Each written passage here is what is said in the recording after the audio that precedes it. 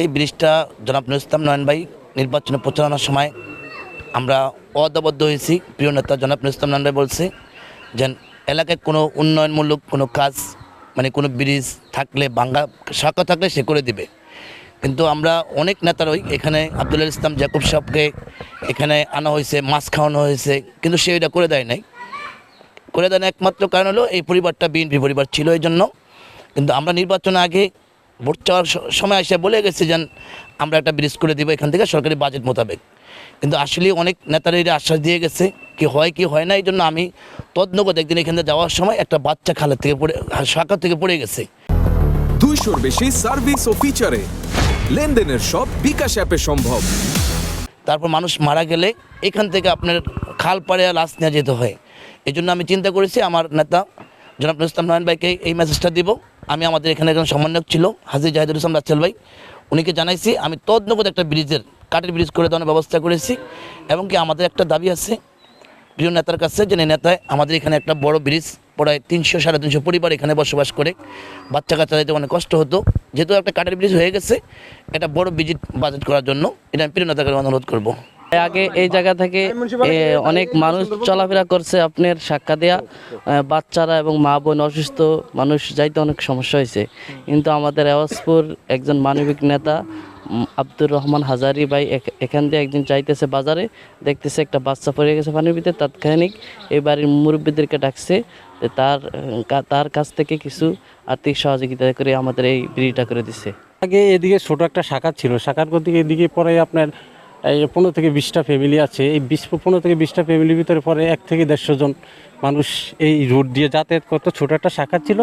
এক্ষেত্রে আপনার ওই যে বাচ্চা কাচ্চা যখন স্কুলে যাইতো, যখন মাদ্রাসায় যাইতো, তখন যাওয়ার সময় ওরা অনেক সময় পড়ে যেত, পড়ে গিয়ে দুর্ঘটনা করতো, বাচ্চা কাচ্চা মারা যেত এবং কি 2 জন মারাও গেছে।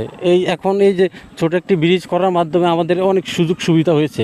এই যে আমাদের একটা মানুষ যখন মারা যায়, আমরা লাশ নিয়ে খালের ভিতর দিয়ে অথবা ওই পাশে বিল দিয়ে যাওয়া লাগে। এখন আমরা এই ব্রিজের উপর দিয়ে ইনশাল্লাহ আশা করি যেতে পারবো। গত 16 বছর ধরে সাবেক এমপি এখান দিয়ে যাওয়ার পথে এই এলাকার লোক তাদেরকে গেট করে সংবর্ধনা দিয়েছিল যে এই ব্রিজটি করে দেওয়ার জন্য, কিন্তু তিনি এই ব্রিজটি এই 16 বছরে করে দেয়নি। বলতে চাই যে আমাদের নেতা 200-র বেশি সার্ভিস ও ফিচারে লেনদেনের সব বিকাশ অ্যাপে সম্ভব।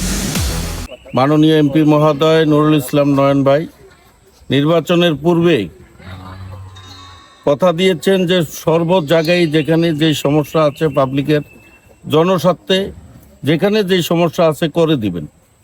তো যেহেতু উনিও নুরুল ইসলাম নয়নের সৈনিক, ওনাকে এই এলাকার জনগণ তাকে আহ্বান করেছে যে এখান দিয়ে সাঁকো দিয়ে স্কুলে বাচ্চারা যাতায়াত করতে পারে না, মুরব্বীরা যেতে পারে না। তাৎক্ষণিকভাবে তিনি এই ব্রিজটি করে দিয়েছেন। কিন্তু আমরা বলতে চাই এরকমভাবে এই সমাজে এরকম তরুণরা এগিয়ে আসুক এবং মানবিক কাজগুলো করুক। এবং আমি কথা দিয়ে গেছি যে যাচ্ছে এখান দিয়ে আরও 3-4টা ব্রিজ লাগবে, যেহেতু আমি এলাকার সমন্বয়ক ছিলাম। তো এই ব্রিজগুলো আমি মাননীয় এমপি মহোদয়ের সাথে আলাপ করে আমরা এই উন্নয়নগুলো করার চেষ্টা করব ইনশাল্লাহ। এবং এই এলাকায় আমরা অনেককে নির্বাচনের আগে আমরা বলেছি যে আপনারা এই সমস্যার সমাধান করব, এইটা করব, সেটা করব। কিন্তু আমরা নির্বাচনের পূর্বেও যেরকম বলেছি, নির্বাচনের পরেও আমরা সেই অবস্থানটাই থাকতে চাই। আমরা মানুষের জন্য কাজ করতে চাই, মানবিক কাজ করতে চাই, জনস্বার্থে কাজ করতে চাই।